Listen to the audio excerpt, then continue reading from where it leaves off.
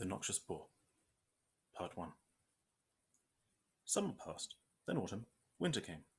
Neither Monsieur Leblanc nor the young girl had set foot in the Luxembourg. Marius had now but one thought, to see that sweet, that adorable face again. He searched continually. He searched everywhere. He found nothing. He was no longer Marius the enthusiastic dreamer, the resolute man, ardent yet firm, the bold challenger of destiny, the brain which projected and built future upon future, the young heart full of plans, projects, prides, ideas, and desires. He was a lost dog. He fell into a melancholy. It was all over with him. Work disgusted him, walking fatigued him, solitude wearied him. Vast nature, once so full of forms, of illuminations, of voices, of counsels, of perspectives, of horizons, of teachings, was now a void before him. It seemed to him that everything had disappeared. He still lived in the Gorbeau tenement. He paid no attention to anybody there.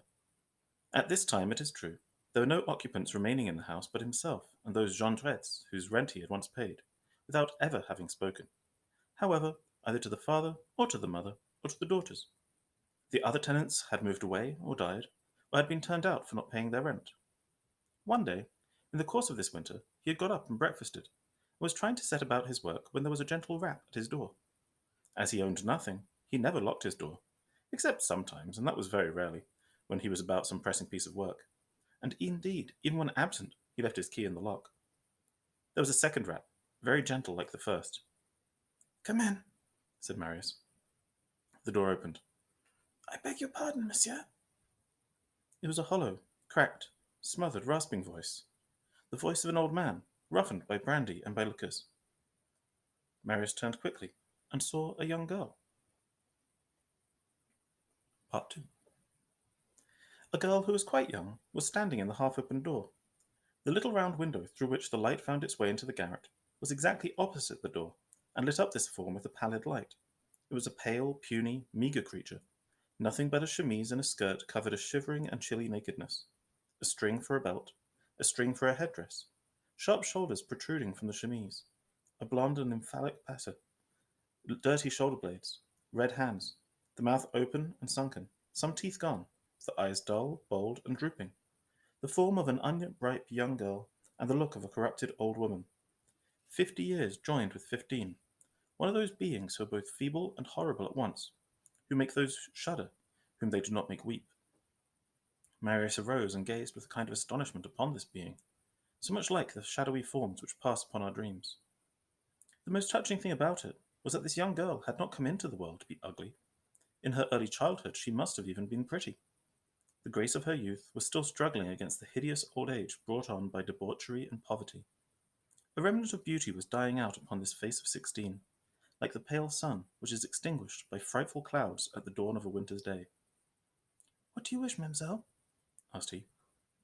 The young girl answered with her voice like a drunken galley slave's. "Here's a letter for you, Monsieur Marius." She called Marius by his name. He could not doubt that her business was with him. But what was this girl? How did she know his name? Without waiting for an invitation, she entered. She entered resolutely, looking at the whole room and the unmade bed with a sort of assurance which chilled the heart. She was barefooted. Great holes in her skirt revealed her long limbs and her sharp knees. She was shivering. She had really in her hand a letter which she presented to Marius. Marius, in opening this letter, noticed that the enormously large wafer was still wet. The message could not have come far.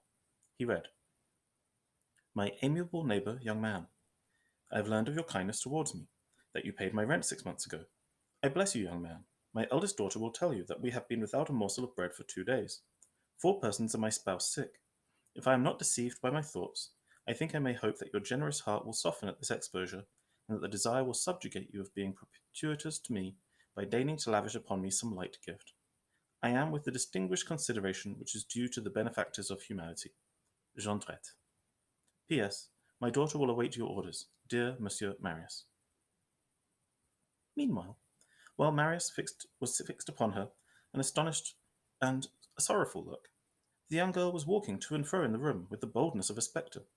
She bustled about, regardless of her nakedness. At times her chemise, unfastened and tall, fell almost to her waist. She moved the chairs. She disarranged the toilet articles on the bureau. She felt of Marius' clothes. She searched over what there was in the corners. "Ah," said she, "you have a mirror." And she hummed, as if she had been alone, snatches of songs, light refrains which were made dismal by her harsh and guttural voice. Beneath this boldness could be perceived an indescribable constraint, restlessness, and humility. Effrontery is a shame. Marius was reflecting and let her go on. She went to the table. "Ah," said she, "books." A light flashed through her glassy eye. She resumed, and her tone expressed that happiness of being able to boast of something to which no human creature is insensible. "I can read, I can." She hastily caught up the book, which lay open on the table, and read fluently. She put down the book, took up a pen, and exclaimed, "And I can write too." She dipped the pen in the ink, and turning toward Marius, "Would you like to see? Here, I'm going to write a word to show." And before he had time to answer, she wrote upon a sheet of blank paper, which was on the middle of the table, "The guns are here." Then she looked at Marius, but in a strange manner, and said to him, "Do you know, Monsieur Marius, that you are a very pretty boy?" And at the same time, the same thought occurred to both of them, which made her smile and made him blush. She went to him and laid her hand on his shoulder. "You pay no attention to me, but I know you, Monsieur Marius. I meet you here on the stairs, and then I see you visiting a man named Father Mabeuf who lives out by Austerlitz. Sometimes when I'm walking that way. That becomes you very well, your tangled hair." Her voice tried to be very soft, but succeeded only in being very low. Some of her words were lost in their passage from the larynx to the lips, as upon a keyboard in which some notes are missing. Marius had drawn back quietly. Meanwhile, she had unfolded a petition addressed to the beneficent gentleman of the church Saint Jacques de Hautpas. "Here," said she, "this is for the old fellow who goes to mass, and this too is the hour. I'm going to carry it to him. He will give us perhaps something for breakfast." Then she began to laugh and added, "Do you know what it will be if we have breakfast today? It will be that we have had our breakfast for day before yesterday, our dinner for day before yesterday, our breakfast for today, our dinner for today. All that at one time this morning. Yes, zoons! If you are not satisfied, stuff till you burst, dogs." This reminded Marius of what the poor girl had come to his room for. He felt in his waistcoat. He found nothing there. The girl continued, seeming to talk as if she was no longer conscious that Marius was there present. "Sometimes I go away at night. Sometimes I do not come back. Before coming to this place the other winter we lived under the arches of the bridges. We hugged close to each other so as not to freeze. My little sister cried, 'How chilly the water is!' When I thought of drowning myself, I said, 'No, it is too cold.' I go all alone when I want to. I sleep in the ditches sometimes. Do you know, at night, when I walk on the boulevards, I see the trees like gibbets. I see all the great black houses like the towers of Notre Dame. I imagine that the white walls are the river. I say to myself, 'Here, there is water there.' The stars are like illumination lamps. One would say that they smoke, and that the wind blows them out. I am confused, as if I had horses breathing in my ear, though it is night. I hear hand organs and spinning wheels, I don't know what. I think that somebody is throwing stones at me. I run without knowing it. It's all a whirl, all a whirl. When one has not eaten, it's very queer." And she looked at him with wondering eye.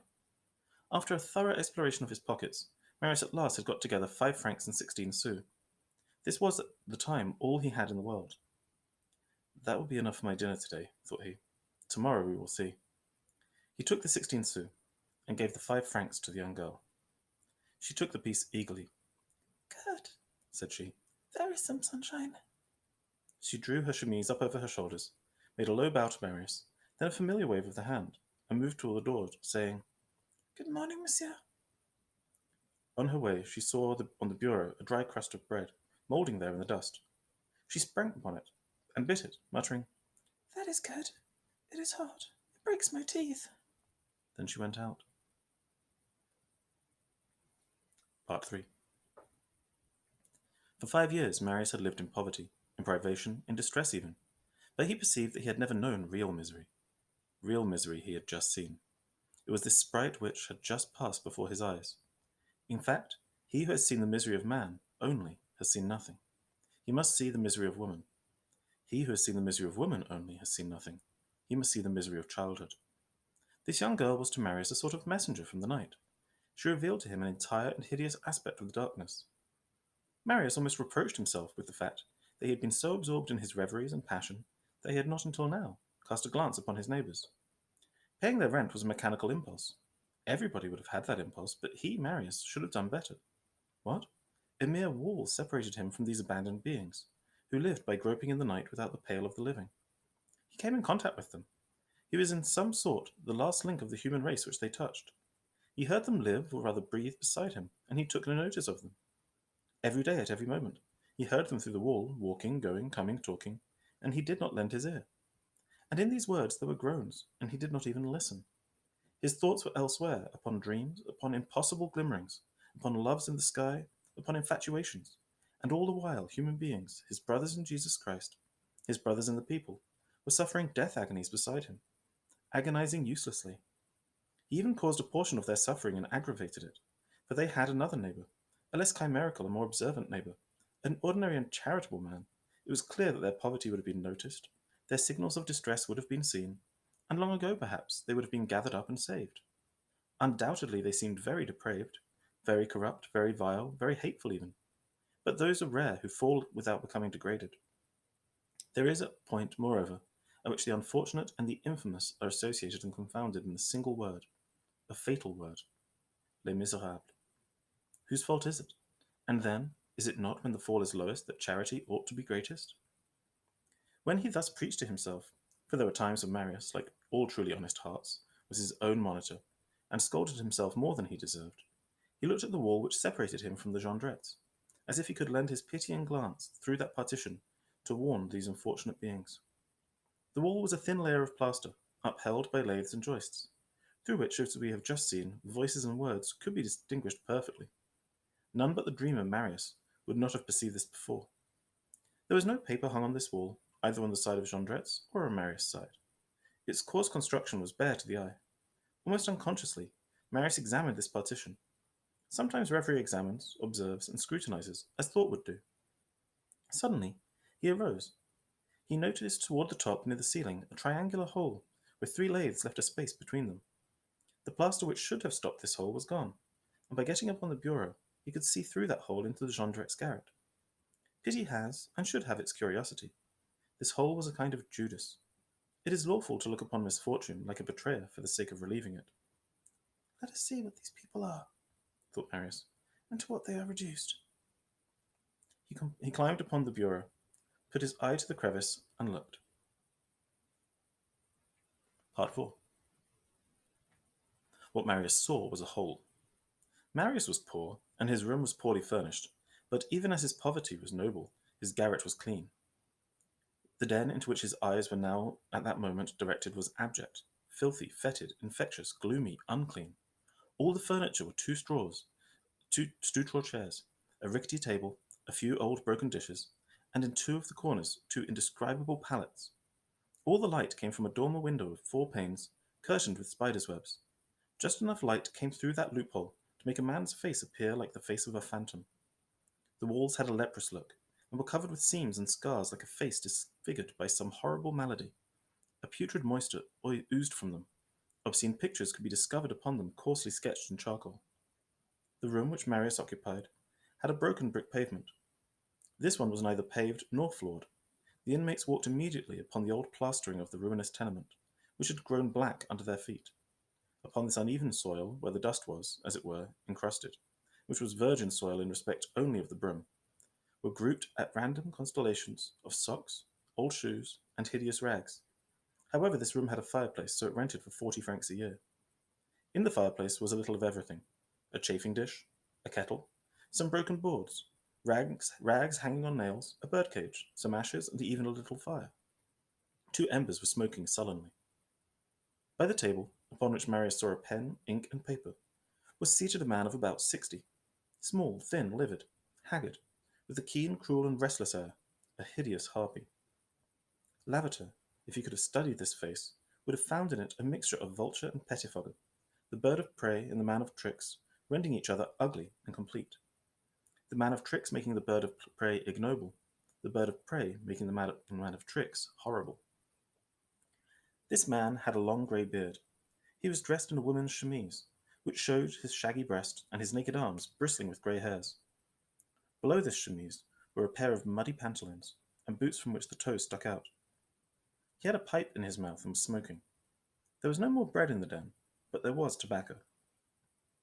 The man talked aloud, and Marius heard his words. To think that there is no equality even when we're dead.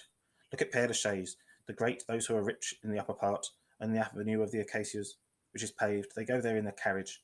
The low, the poor, the unfortunate, they are put in the lower part, where there is mud up to the knees in their holes in the wet. They are put there so that they may rot sooner. You cannot go to them without sinking into the ground. Here he stopped, struck his fist on the table, and added, gnashing his teeth, "Oh, I could eat the world." A big woman, who might have been 40 years old or 100, was squatting near the fireplace, upon her bare feet. She also was dressed only in a chemise and knit skirt, patched with pieces of old cloth. A coarse tow apron covered half the skirt. Although this woman was bent and drawn up into herself, it could be seen that she was very tall. She was a kind of giantess by the side of her husband. She had hideous hair, light red sprinkled with grey, that she pushed back from time to time with her huge shining hands, which had flat nails. Upon one of the pallets, Marius could discern a sort of slender little wan girl, seated almost naked, with her feet hanging down, having the appearance of neither listening, nor of seeing, nor of living. The younger sister, doubtless, of the one who had come to his room. She appeared to be 11 or 12 years old. She was of that sickly species which long remains backward, then pushes forward rapidly, and all at once. These sorry human plants are produced by want. These poor creatures have neither childhood nor youth.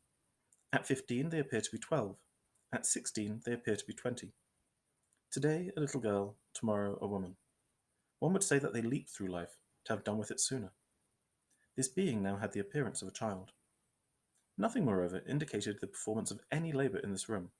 Not a loom, not a wheel, not a tool. In one corner a few scraps of iron of an equivocal appearance. It was that gloomy idleness which follows despair, and which precedes the death agony.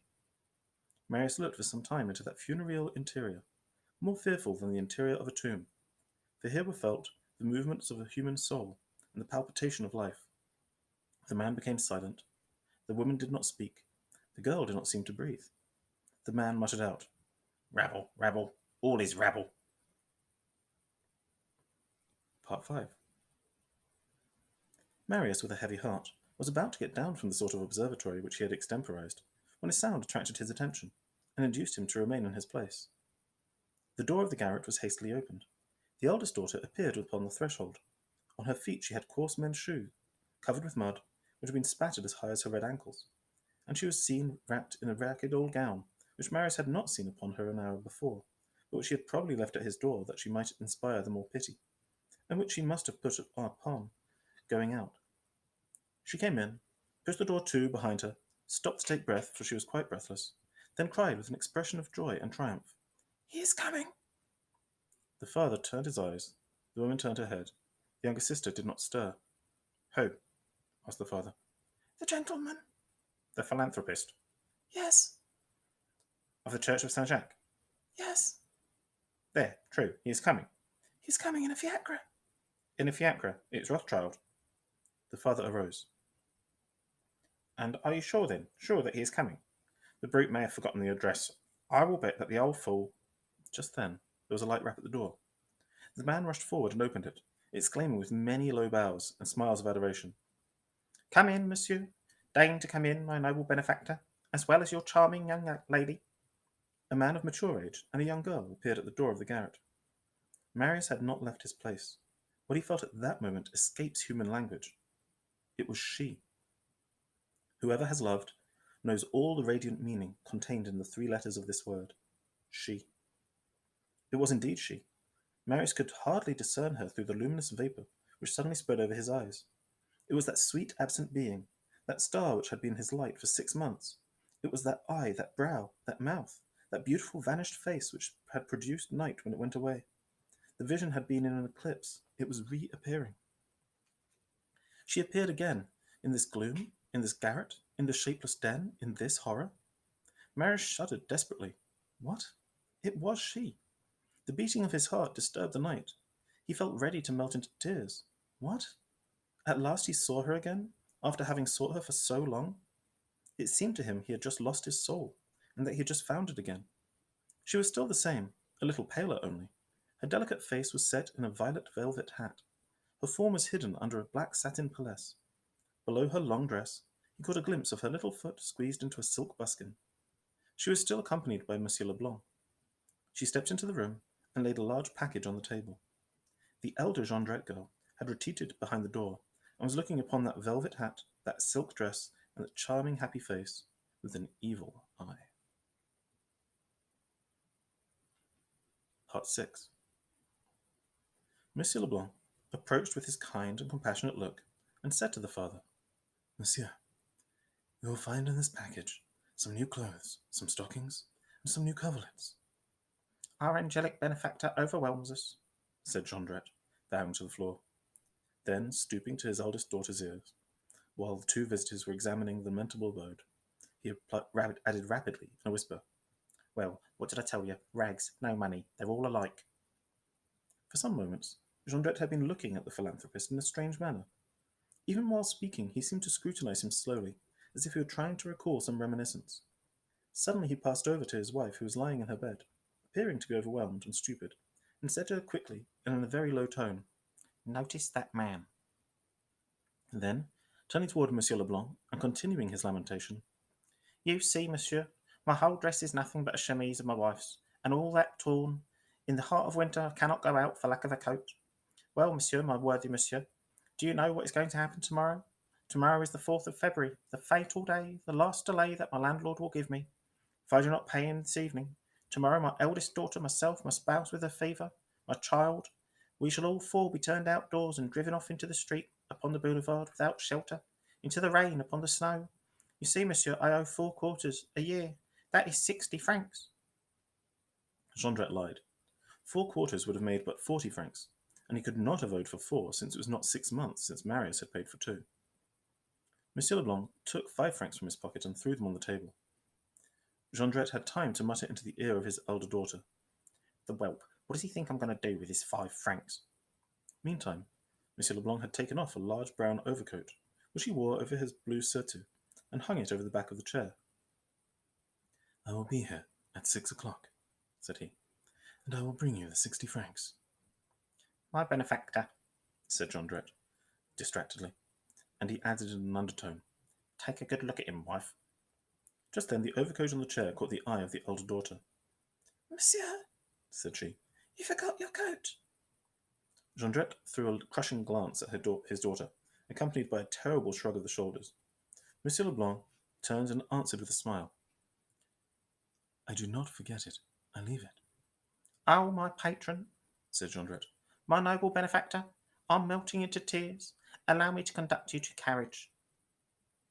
If you go out, replied Monsieur Blanc, put on this overcoat. It really is very cold. Jondrette did not make him say it twice. He put on the brown overcoat very quickly, and they went out all three, Jondrette preceding the two strangers. Marius had lost nothing of this scene, and yet in reality had seen nothing of it. His eyes had remained fixed on the young girl. His heart had, so to speak, seized upon her and enveloped her entirely, from her first step into the garret, during the whole time she had been there. He had lived that life of ecstasy which suspends material perceptions and precipitates the whole soul upon a single point. He contemplated, not that girl, but that light in the satin pelisse and velvet hat. Had the star Sirius entered the room, he would not have been more dazzled. When she went out, he had but one thought, to follow her, not to give up her track, not to leave her without knowing where she lived, not to lose her again, at least, after having so miraculously found her. He leapt down from the bureau and took his hat. As he was putting his hand on the bolt and was just going out, he reflected and stopped. The hall was long, the stairs steep, Jondrette a great talker. Monsieur Leblanc doubtless had not yet gone into his carriage. If he should turn around in the passage or on the stairs, on the doorstep, and perceive him, Marius, in that house, he would certainly be alarmed, and would find means to escape him anew, and it would be over all at once. What was to be done? Wait a little? But during the delay the carriage might go. Marius was perplexed. At last he took the risk, and went out of his room. There was nobody in the hall. He ran to the stairs. There was nobody on the stairs. He hurried down and reached the boulevard in time to see a fiacre turn the corner of the Rue du Petit Banquier and return into the city. Part 7. Marius mounted the stairs of the old tenement with slow steps, went into his room, and pushed to his door behind him. It did not close. He turned and saw a hand holding the door partly open. What is it? He asked. Who is there? It was the Jondrette girl. Is it you? Said Marius almost harshly. You again? What do you want of me? She seemed thoughtful and did not look at him. She had lost the assurance which she had had in the morning. She did not come in, but stopped in the dusky hall, where Marius perceived her come through the half-open door. Come now, will you answer? Said Marius. What is it you want of me? She raised her mournful eyes, in which a sort of confused light seemed to shine dimly, and said to him, Monsieur Marius, you look sad. What is the matter with you? With me? Yes, you. There's nothing the matter with me. Yes. No. I tell you there is. Let me be quiet. Marius pushed the door anew. She still held it back. Stop, said she. You are wrong. Though you may not be rich, you are good this morning. Be so again now. Can I serve you in anything? Let me. I do not ask your secrets. You need not tell them to me, but yet I may be useful. I can certainly help you, since I help my father. When it is necessary to carry letters, go into houses, inquire for door, find out an address, follow somebody, I do it. An idea came into Marius' mind. What straw do we despise when we feel that we are sinking? He approached the girl. Listen, said he to her kindly. She interrupted him with a flash of joy in her eyes. Oh, yes, talk softly to me. I like that better. Well, resumed he, you brought this old gentleman here with his daughter. Yes? Do you know their address? No. Find it for me. The girl's eyes, which had become gloomy, had become joyful. They now became dark. Is that what you want? She asked. Yes. Do you know them? No. That is to say, she said hastily, that you do not know her, but you want to know her. This them, which had become her, had an indescribable significance and bitterness. What will you give me? Anything you wish. Anything I wish? Yes. You shall have the address. She looked down, and then with a hasty movement closed the door. Marius was alone. He dropped into a chair with his head and both elbows on the bed, swallowed up in thoughts which he could not grasp, as if he were in a fit of vertigo. Suddenly he was violently awakened from his reverie. He heard the loud, harsh voice of Jondrette pronounce these words for him, full of the strangest interest. I tell you that I'm sure of it, and that I recognized him. Of whom was Jondrette talking? He had recognized whom? Monsieur Leblanc? What? Did Jondrette know him? Was Marius just about to get this sudden and unexpected way all the information the lack of which made his life obscure to himself? Was he at last to know whom he loved, who that young girl was, who her father was? Was the thick shadow which enveloped them to be rolled away? Was the veil to be rent? Oh, heavens! He sprang rather than mounted upon the bureau, and resumed his place near the little aperture in the partition. He again saw the interior of the Jondrette den.